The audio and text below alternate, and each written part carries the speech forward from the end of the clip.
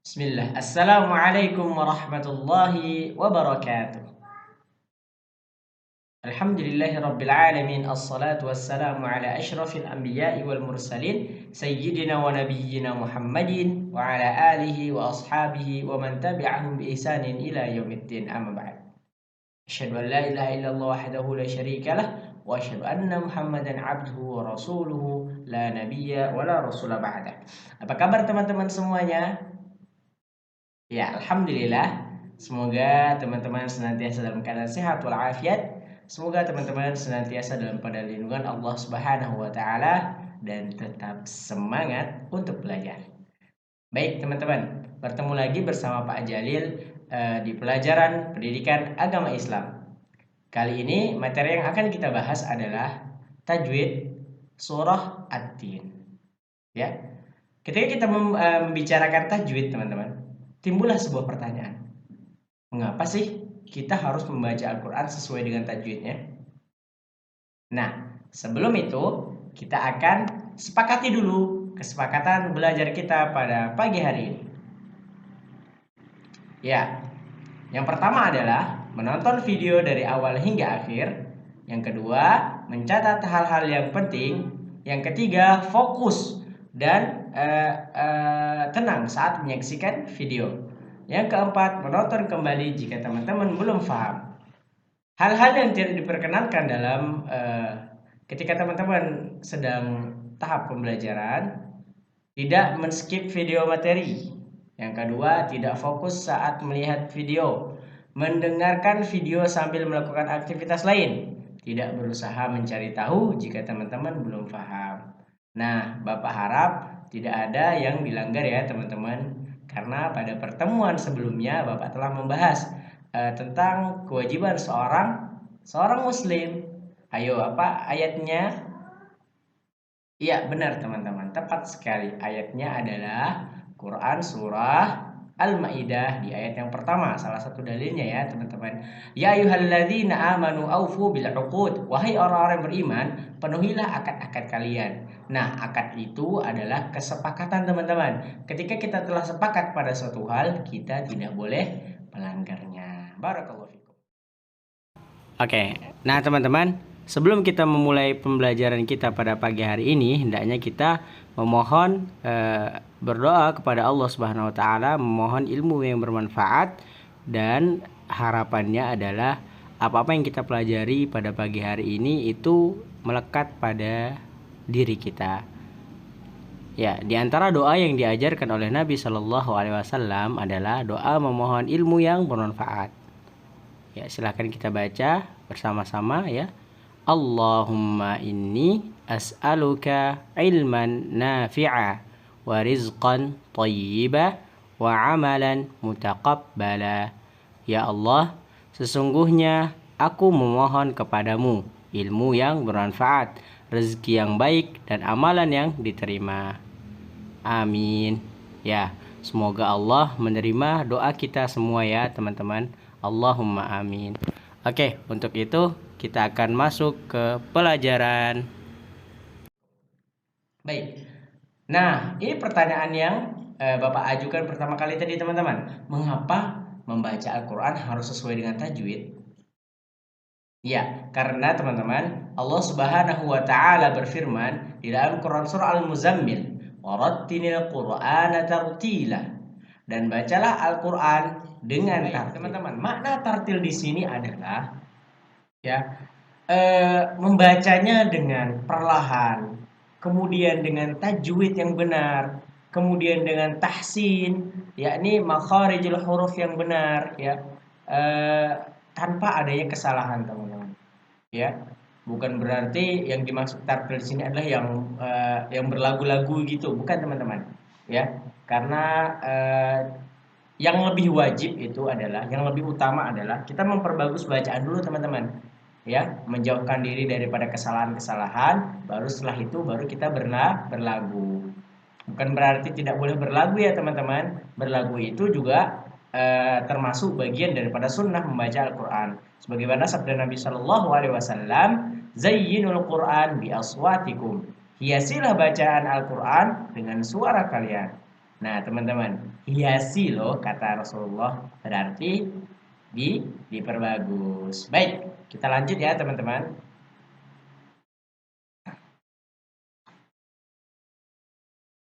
Hukum tajwid yang akan kita pelajari. Yang pertama adalah gunnah musyaddadah. Yang kedua adalah ikhfa. Yang ketiga adalah mattabi'i. Yang keempat adalah qalqalah. Definisi ya. Yang pertama ya, kita akan membahas definisi gunnah musyaddadah. Apa itu gunnah musyaddadah, teman-teman? Ya. Gunnah musyaddadah adalah hukum tajwid yang berlaku apabila huruf mim dan nun dalam keadaan bertasydid. Kita ulangi sekali lagi, teman-teman. Gunnah musyaddadah adalah hukum tajwid yang berlaku ya pada huruf mim dan nun ya dalam keadaan bertasydid, atau bahasa mudahnya seperti ini, teman-teman. Nun dan mim bertasydid adalah hukum gunnah musyaddadah. Huruf nun dan mim bertasydid, maka berlakulah hukum gunnah musyaddadah. Pertanyaannya, bagaimana sih cara membaca gunnah musyaddadah itu? Nah, adapun cara membacanya harus dengan dengung, teman-teman. Contoh bacaan seperti pada ayat kelima Quran surah At-Tin, ya. A'udzu billahi minasy syaithanir rajim. Tsumma radadnahu asfala safilin. Ya. Di mana? Di kalimat atau di lafaz tsumma. Ya, di tsumma ya, ada mim bertasydid. Harus didengungkan selama 2 harokat gunnah. Baik, selanjutnya teman-teman, kita akan membahas definisi ikhfa. Bapak yakin nih, sebagian besar dari teman-teman sudah pada paham nih, apa sih ikhfa itu? Nah, bagi yang sudah paham, ini adalah murojaahnya, dan bagi yang belum paham, ini adalah pengetahuan baru untuknya. Ikhfa adalah, secara bahasa, ikhfa berarti samar. Jika ada nun sukun atau tanwin bertemu dengan salah satu huruf ikhfa, maka harus dibaca samar. Huruf ikhfa ada 15. Oke, sebelum kita mengetahui huruf ikhfa, teman-teman tahu kan nun sukun, ya nun mati, dan tanwin tahu kan? An, in, un. Tanda baca an, in, un itu adalah tanwin. Baik, kita lanjut. Huruf ikhfa ada 15. Apa saja itu? Lihat. Ada 15 ya, teman-teman. Ta, kemudian tha, kemudian ja, kemudian da, kemudian za, kemudian za, dan sa, sya, so, do, to, dho, fa, o, ka. Diingat ya, teman-teman, dicatat ya. Kenapa Bapak suruh catat? Karena ilmu itu diikat dengan sebuah tulisan. Walaupun teman-teman tidak mudah menghafal, tapi ketika teman-teman mudah untuk menulis, maka insya Allah akan mudahkan teman-teman juga untuk menghafal. Ya, semangat ya, teman-teman. Oke, kita ulangi sekali lagi. Ta, sa, ja, da, za, za, sa, sya, so, do, to, zo, fa, o, ka. Ya, 15 ya, teman-teman. Diingat. Contoh bacaannya seperti apa sih? Ya. Contoh bacaan seperti pada ayat keempat surah At-Tin. Ada lafaz al-insa. Gimana ayatnya? Laqad khalaqnal insana fi ahsani taqwim. Ya, di lafaz al-insana. Hukum bacaannya ikhfa karena nun sukun bertemu dengan sin. Nah, tepat sekali teman-teman. Didengungkan, disamar-samarkan dan agak dilamain ya teman-teman. Jangan cuma menyentuh. Contoh, laqad khalaqnal insana. Tidak seperti itu, tetapi ditahan juga selama 2 harokat ya teman-teman. Laqad khalaqnal insana fi ahsani taqwim. Nah, seperti itu ya teman-teman. Baik, kita lanjut ke definisi yang ketiga, yakni mad tabi'i. Apa itu mad tabi'i? Mad tabi'i merupakan satu dari bagian atau cabang dari hukum mad. Secara etimologi, ya, mad tabi'i mempunyai arti alami atau biasa, yakni tidak lebih dan juga tidak kurang, dibaca dengan panjang 2 harokat atau 1 alif, ya. 1 alif itu sama dengan 2 harokat. Baik teman-teman, apa saja sih bagaimana sih mat itu ya? Bagaimana sih mat tobi'i, bagaimana sih bacaannya, kemudian apa saja sih huruf-hurufnya ya. Hukum mat tobi'i berlaku ketika yang pertama huruf hijaiyah apa saja ya yang berharokat fathah atau berharokat atas, bergaris atas, bertemu dengan huruf hijaiyah alif, bertemu dengan huruf alif. Yang kedua huruf hijaiyah dengan harokat kasroh, apa saja hurufnya bertemu huruf hijaiyah ya sukun ya. Kemudian huruf hijaiyah dengan harokat dhammah bertemu dengan huruf waw sukun. Ya, cara mudah menghafal lagi ya, teman-teman. Alif ya sebelumnya bertemu dengan fathah. Ya, alifnya mati ya teman-teman. Alif sukun ya atau tidak diberi tanda, bertemu dengan sebelumnya adalah fathah. Alif sebelumnya fathah adalah mad tabi'i. Yang kedua, ya mati atau ya sukun sebelumnya adalah kasroh, juga mad tabi'i. Yang ketiga, waw sukun atau waw mati sebelumnya ada huruf yang berharokat dhammah, maka itu juga mad tabi'i.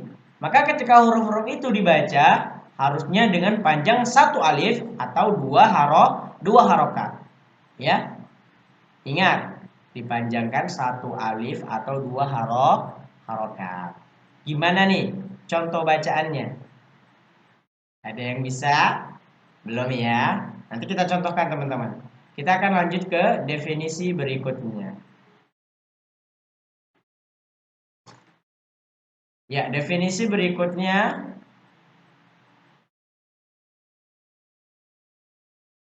Baik, kita lanjut ke definisi qalqalah. Apa itu qalqalah, teman-teman? Qalqalah adalah memantulkan bunyi huruf tertentu. Perhatikan ya, bunyi huruf tertentu. Baik karena sukun ya, atau mati asli, atau karena waqaf, dimatikan atau diberhentikan, atau karena tasydid atau syiddah yang disertai waqaf. Contoh bacaannya gimana? Ya, nanti kita samakan ya dengan qalqalah dan mad tabi'i tadi. Kita harus praktek teman-teman ya. Huruf-huruf qalqalah ada 5 ya. Apa saja? Qa, ta, ba, ja, da. Nah, teman-teman, Bapak ingin bercerita nih.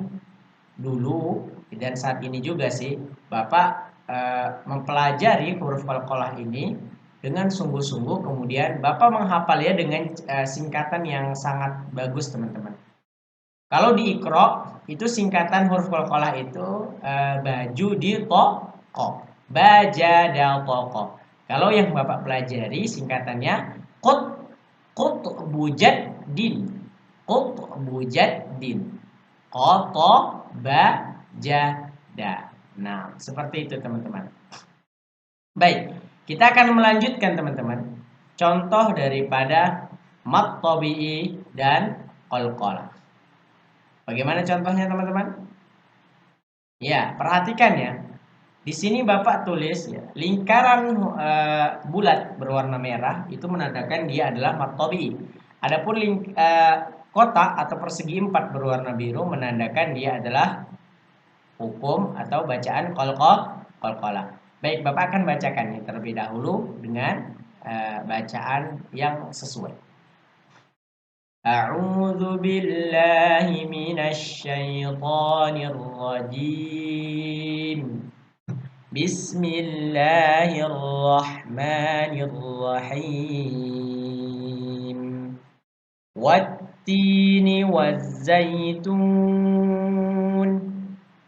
Lihat ya, ada dua bulatan merah atau lingkaran merah menandakan mat tabi'inya ada dua. Kita lanjut ayat kedua. Wa turi sinin. Ada juga dua. Maaf teman-teman, di sini ada tiga mat tabi'i. Yang pertama di tur dan sinin. Berarti ada tiga mat tabi'i. Selanjutnya Bapak tidak akan menyebutkan seperti itu, teman-teman hanya fokus pada lingkaran merah. Ketika ada lingkaran merah, berarti Bapak akan membaca panjang 2 harokat sesuai dengan hukum mat tabi'i. Wa hadzal baladil amin. Laqad khalaqnal insana fi ahsani taqwim. Ya, di persegi biru ada hukum bacaan qalqalah, maka dia dipantulkan.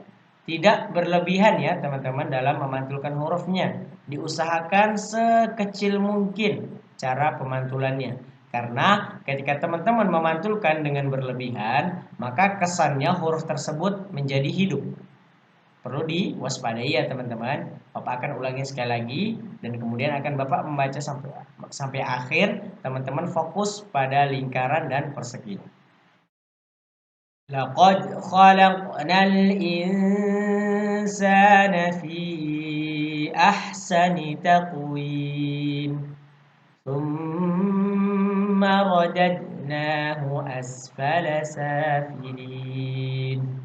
إلا الذين آمنوا وعملوا الصالحات فلهم أجر غير ممنون فما يكذبك بعد بالدين أليس الله بأحكم الحاكمين. Baik, alhamdulillah Bapak telah membaca dengan baik dan benar sebagai contoh untuk teman-teman mengetahui atau mempraktikkan di rumah apa itu mat tabi'i dan qalqalah. Bagaimana sih cara penyebutan yang benar? Nah, baik. Mungkin cukup ya teman-teman, hanya itu saja yang Bapak sampaikan. Terlebih dan terkurang Bapak mohon maaf. Terima kasih atas partisipasinya pada pagi hari ini. Semoga Allah mudahkan dan semoga Allah membalas teman-teman dengan kebaikan. Barakallahu fiikum. Kita tutup dengan membacakan doa kafaratul majlis. Subhanakallahumma bihamdik asyhadu an la ilaha illa anta astaghfiruka wa atubu ilaik. Assalamualaikum warahmatullahi wabarakatuh. Alhamdulillah teman-teman, akhirnya selesai juga pembelajaran tajwid surah At-Tin kita pada pagi hari ini. Semoga teman-teman dapat mengambil hikmahnya dan semoga bacaan teman-teman terkhusus di surah At-Tin semakin lebih baik ya teman-teman.